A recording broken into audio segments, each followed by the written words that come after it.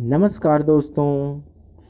आज के इस वीडियो में हम आपके समक्ष एक ऐसा भक्ति रूपी मार्मिक प्रसंग को आपके सामने प्रस्तुत कर रहे हैं जिसे देख एवं सुनकर आप भी भावुक हो जाएंगे। जी हाँ दोस्तों, हम बात कर रहे हैं भक्त शिरोमणि कर्माबाई की, जिसका संबंध मेरे प्रभु श्री जगन्नाथ से जुड़ा हुआ है। दोस्तों, कर्माबाई को मारवाड़ की मीरा भी कहा जाता है। जब भगवान श्री कृष्ण का उल्लेख आता है, कर्माबाई का नाम भी बड़े आदर से लिया जाता है। दोस्तों, वे भगवान की महान भक्त थीं और कृष्ण ने उन्हें साक्षात दर्शन भी दिए थे। राजस्थान के नागौर जिले के मरकाना तहसील में एक गांव है कालवा। इस गांव में जीवन राम टूडी के घर में 1615 में एक बेटी का जन्म हुआ। भगवान की बहुत मन्नतें मांगने के बाद इसका जन्म हुआ था। नाम रखा कर्मा। दोस्तों, कर्मा के चेहरे पर एक अनोखी आभा थी। बचपन से ही उसमें भक्ति भाव के संस्कार कूट कूट के भरे पड़े थे। जीवन राम स्वयं भी धार्मिक पुरुष थे। वे अपनी बेटी से बहुत स्नेह करते थे। इसी माहौल में कर्मा 13 साल की हो गई और एक बार जीवन राम को कार्तिक पूर्णिमा स्नान के लिए पुष्कर जाना था। उनकी पत्नी भी उनके साथ जा रही थी। वे कर्मा को भी साथ ले जाना चाहते थे, लेकिन एक समस्या आन पड़ी। उनकी अनुपस्थिति में भगवान को भोग कौन लगाता, इसीलिए उन्होंने कर्मा को यह जिम्मेदारी सौंपी और बोला, बेटी, हम दोनों पुष्कर स्नान के लिए जा रहे हैं। तुम सुबह भगवान को भोग लगाना और इसके बाद ही भोजन करना। इसके बाद कर्मा ने यह जिम्मेदारी शहर ही स्वीकार कर ली। इधर माँ पिता तीर्थ यात्रा के लिए रवाना हुए। उधर घर पर कर्मा ने सुबह स्नान आदि किया और बाजरे का खिचड़ा बनाया। उसमें खूब घी डाला और पूजा के लिए भगवान की मूर्ति के पास आ गई। थाली सामने रखी और हाथ जोड़कर बोली, हे प्रभु, भूख लगे तब भोग लगा लेना, तब तक मैं घर के और काम कर लेती हूँ।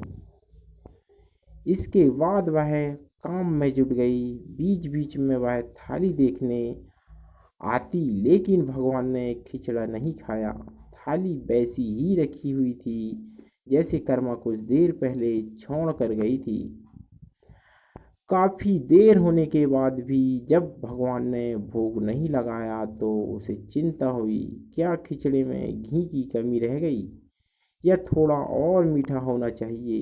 उसने गुड़ व घी मिलाया और वहीं बैठ गई, लेकिन भगवान ने फिर भी नहीं खाया। तब उसने कहा, हे प्रभु, आप भोजन लगा लीजिए। माँ बापू पुष्कर नहाने गए हैं, जिसको जिमाने की जिम्मेदारी मुझे दी गई है, इसलिए आपके भोग लगाने के बाद ही मैं खाना खाऊंगी। लेकिन भगवान फिर भी नहीं आए। फिर कर्मा उनसे शिकायत करने लगी।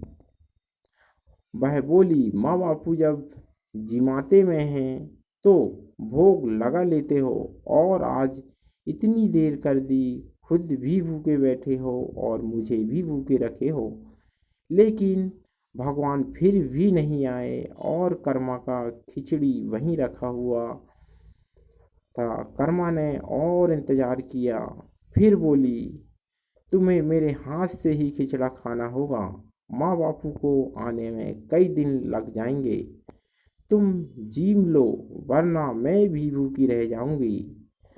कर्मा का खिचड़ा खाने आए कन्हैया। दोपहर बीत गई, शाम होने लगी, लेकिन कर्मा ने कुछ भी नहीं खाया। आखिर कृष्ण को आना ही पड़ा और बोले, कर्मा, तुमने पर्दा तो नहीं किया। ऐसे भोग कैसे लगाऊं? यह सुनकर कर्मा ने अपनी ओढ़नी को ओढ़ की और उसी की छाया में कृष्ण ने खिचड़ी का भोग लगाया। थाली पूरी खाली हो गई। कर्मा बोली, भगवान इतनी सी बात थी तो पहले बता देते, खुद भी भूखे रहे और मुझे भी भूखा रख। इसके बाद कर्मा ने खिचड़ा खाया। अब तो रोज कर्मा खिचड़ा बनाती और कृष्ण उसका भोग लगाने आते।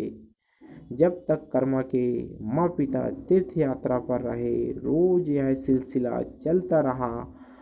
कुछ दिन बाद दोनों पुष्कर से घर लौटे। देखा जाते समय तो मटका पूरा गुड़ से भरा था। अब खाली कैसे? उन्होंने कर्मा को बुलाया और पूछा, बेटी गुड़ कहाँ है? कर्मा ने बताया, रोज भगवान कृष्ण उसके पास आते और खिचड़ी का भोग लगाते। कहीं मिठास कम ना हो जाए इसलिए खिचड़ी में गुड़ कुछ ज़्यादा डाल देती। उसने पहले दिन कुछ उसने पहले दिन हुई परेशानी के बारे में बता दिया। यह सुन माता पिता चकित रह गए। जिस ईश्वर के लिए वे तीर्थ यात्रा करने गए थे, जिसे लोग न जाने कहाँ कहाँ ढूंढ रहे हैं, उसे उनकी बेटी ने अपने हाथ से खिचड़ा जिमाया। यह कैसे संभव?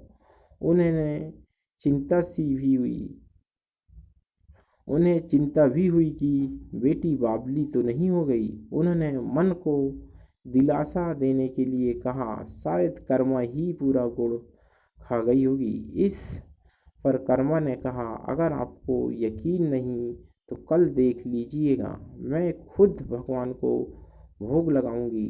दूसरे दिन कर्मा ने खिचड़ा बनाया और गुड़ और घी डालकर थाली मंदिर में रख दी। ओढ़नी से पर्दा किया, प्रार्थना की, हे ईश्वर मेरे सत्य की रक्षा करना अब आपके हाथ में ही है। भक्त के पुकार सुनकर भगवान का सिंहासन डोल उठा और कृष्ण खिचड़ा खाने आ गए।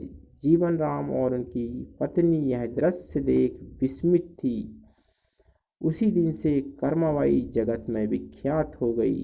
जीवन के अंतिम दिनों में कर्माबाई भगवान जगन्नाथ की नगरी चली गई थी और वहीं रहने लगी।